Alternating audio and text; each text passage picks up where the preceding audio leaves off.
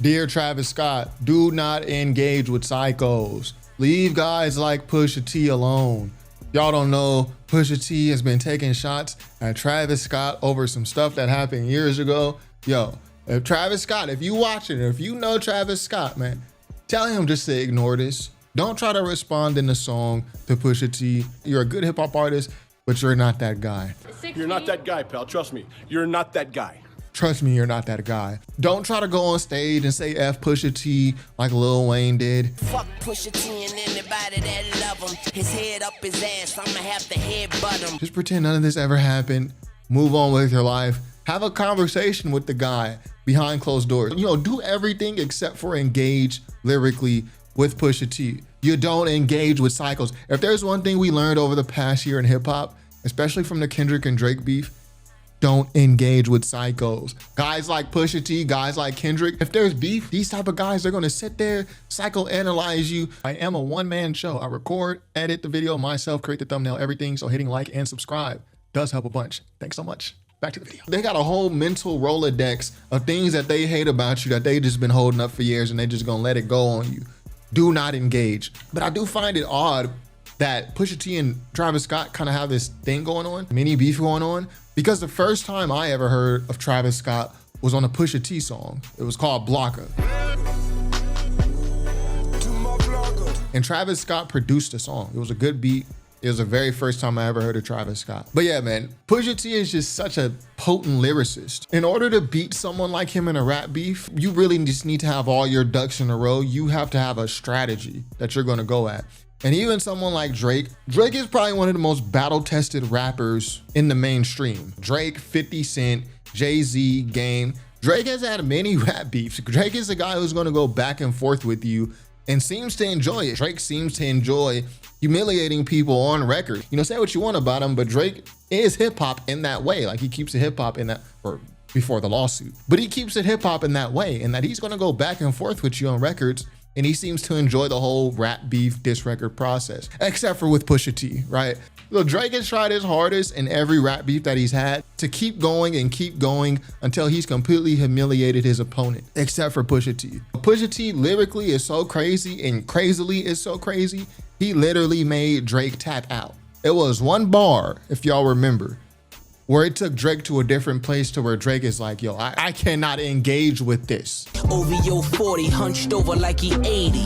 Tick, tick, tick. Y'all remember what bar that was? How much time he got, that man is 666. Wishing death on my friend that has MS. Someone's gonna fucking punch you in the fucking face. And that was it for me. Drake texts you and like, am I letting you down? What'd I tell you? He said that I can never let you down. Yo, your friend who got multiple sclerosis, your friend, your producer 40, yo, how much time he got left? Ain't he like about to die in a couple years? At that point, Drake was like, I'm good. Yo, Travis, follow what Drake did. Do not engage with psychos. Aside from being psycho, Pusha T is also a very, very potent lyricist. And I always say the mark of a great lyricist is not, yo, can you rhyme xylophone, every syllable in xylophone, hylophone, myelophone? Like, no, that's not lyricism to me, just rhyming for the sake of rhyming. I always say, the mark of a great lyricist is, can you take a simple concept and make it sound complex? And then can you take a complex concept and make it sound simple in a song? For me, what Pusha T does often is he takes simple concepts. He's not really saying much. He's kind of rapping about the same topics usually, but he's taking these simple concepts and making them sound complex, plush, extravagant, and that's what makes him such a dangerous lyricist.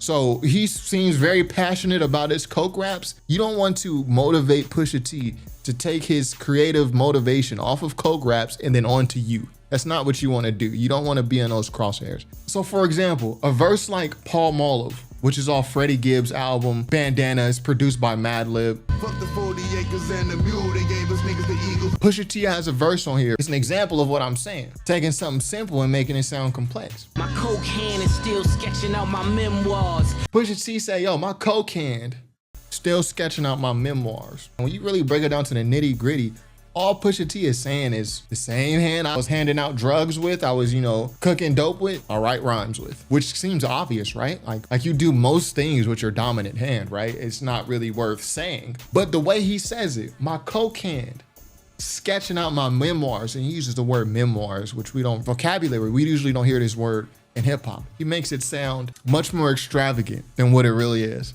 What I did to door panels on them wind stars. What I did to door panels on them wind stars, gem stars, left cuts in the dinner plate, is new stash spots the AC don't just ventilate.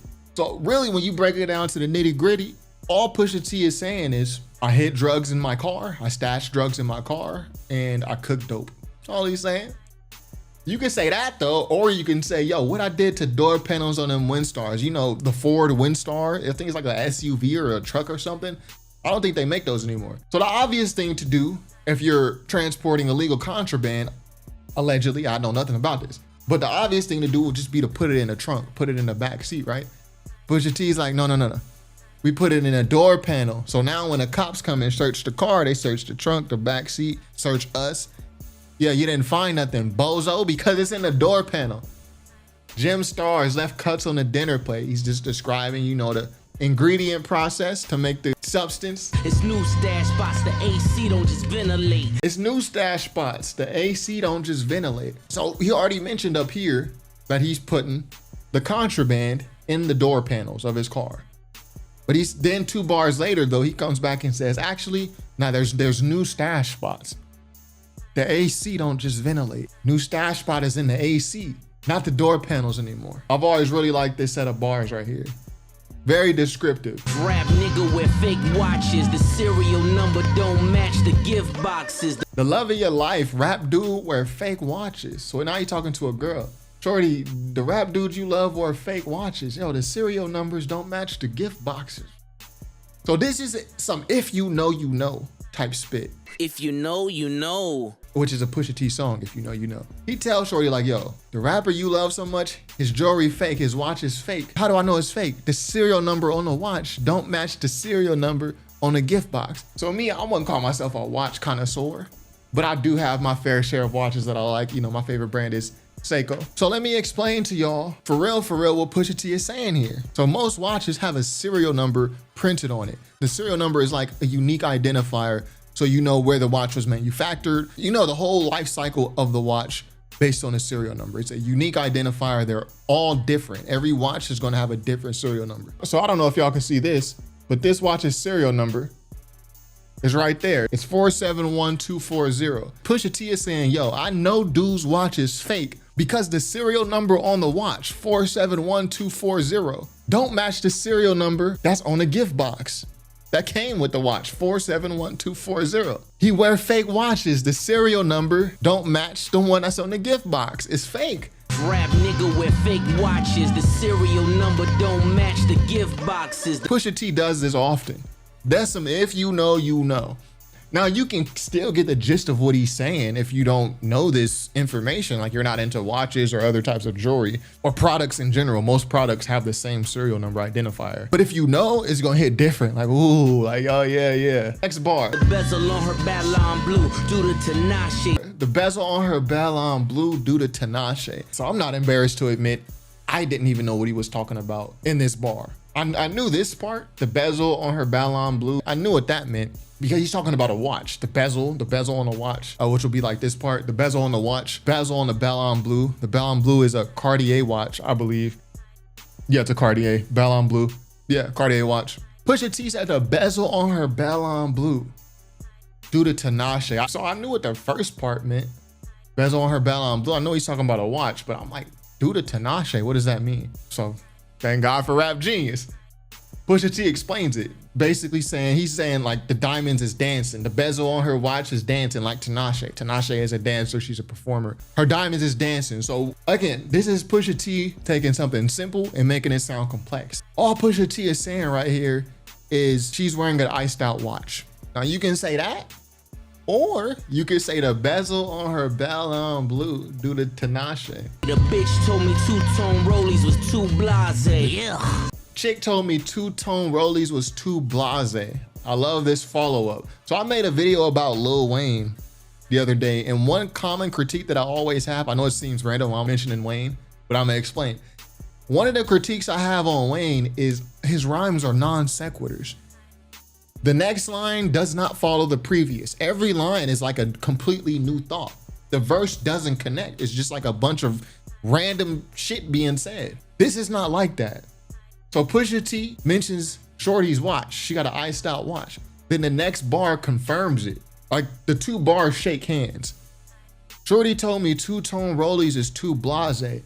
So Pusha T's looking at her like the gall of this girl saying that Rolexes are just blasé, like two-tone rollies, these are like the factory Rolexes compared to the iced out Cartier that he mentioned in the previous bar. In order to ice out your watch, it's aftermarket, and a two-tone rollie is a factory watch. So if you've got lost in my explanation, Pusha T is saying all this in just 2 bars, descriptive, dense lyricism. All he's saying is Shorty's wearing an iced out watch. She don't like the two-tone Rolexes because they're plain. She wants to ice out her watches. Dense lyricism. Because he makes it sound like something totally different. Way more chemical than political. PTSD from what I wait on the digital. Way more chemical than political. PTSD from what I wait on the digital scale. I'm stressing from the job I used to do as a dealer. Got PTSD from what I wait on the digital. It was Snowfall. Reagan gave me the visual. It was Snowfall and Reagan gave me the visual. Snowfall, the TV show, which is about dope. Reagan gave me the visual. Reagan, Iran-Contra, put dope in the hood. Reagan put dope in the hood, gave me the vision, and I made it off that. So on one hand, we hate Reagan for doing it to us. On the other hand, Pusha T's looking at it like, yo, he gave me the vision though, to become what I am today. Obama opened his doors knowing I was a criminal. Obama opened his doors knowing I was a criminal. So I think that he's referencing the Obama administration. I'm pretty sure Pusha T went to the White House. Let's click it and see what. Yeah, okay, yeah. Pusha T's probably somewhere in here. So Pusha T's just sprinkling in verifiable facts in this verse. So then, you know, this is true. It would leave you to believe that, okay, everything else he's saying is true. So yeah, man, this is great lyricism. Great lyricism. Facts. Facts. This is Pusha T not really saying anything. Like when you think about the substance of what he said in this verse, he basically said, yo, I was dealing dope. I was having dope stash spots in my car. These rappers be wearing fake watches. I got a shorty with an iced out Cartier. You know, regular rap stuff is what he's saying. But the way it's rapped and written is not regular. He makes it sound so much more complex and extravagant to where he's taking these simple concepts. Oh, I deal dope, iced out rollie. He's taking these simple concepts that we hear all the time in rap, and he's making it almost unrecognizable. But his descriptions, he's pushing it to the point where you're hearing these common topics, but you can't really make out fully what he's talking about, even though you've heard rappers rap about this all the time. Like you can't really make out, like when he's talking about, yo, the bezel on her Ballon Blue due to Tinashe. But you've heard rappers say, yo, my watch is iced out. But he's taking just these simple concepts and just making them almost unrecognizable. This is lyricism. That's called motherfucking bars, nigga. You know nothing about that. So yeah, Travis Scott, you don't want no parts of this, man. Like I said, psychopaths, leave them alone. Let them go be psychopaths in their own life. You do not want to motivate and up the ante with guys like this. So anyway, let me know, what's y'all favorite Pusha T verse? This is my favorite Pusha T verse. Palmolive on the Freddie Gibbs album. Madlib on that beat also. Y'all know Madlib, one of my favorite producers. But who's my actual favorite? Who actually remembers who's my favorite producer? I want to know 2 things. Number 1, what's your favorite Pusha T verse? Number 2, who can actually remember who I said my favorite producer was? My favorite producer in rap. I just want to know who be paying attention, who be listening, and who just be skimming through it. Let me know in the comments. Top5rapwebsite.com. Peace.